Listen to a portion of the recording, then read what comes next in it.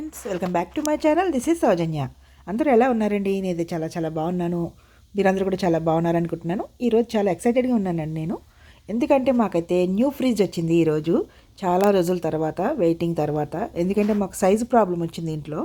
So అందుమూలంచి కొంచెం width అది చూసుకుని తీసుకోవాలి కదా. సో ఫైనల్గా మేము అనుకున్న ఫ్రిడ్జ్ అయితే మా ఇంటికి వచ్చేసింది. నేను అనుకున్న అన్ని ఆప్షన్స్ తోటి ఉందన్నమాట. whirlpool తీసుకున్నాము. చాలా చాలా నచ్చింది నాకైతే. చాలా సింపుల్గా ఉంది, చాలా బాగుంది.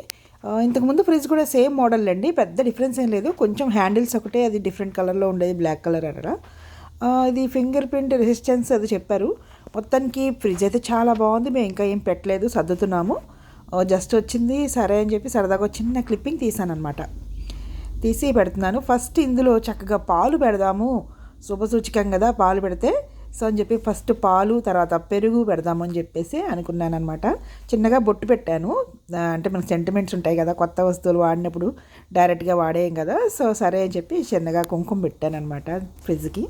సో మొత్తానికి మా ఫ్రిడ్జ్ అయితే వచ్చేసింది. I'm so happy. ఎలా ఉంది మా ఫ్రిడ్జ్ అనేది తప్పకుండా కామెంట్ చేసి తెలియచేయండి. మళ్ళీ ఇంకొక మంచి వీడియోతోటి మళ్ళీ మీ ముందుకు వచ్చేస్తాను. సరదాగా ఎక్సైట్మెంట్ ఆపుకోలేక సరదాగా ఒక చిన్న క్లిప్పింగ్ పెడదామని పెట్టాను అనమాట, అంతే.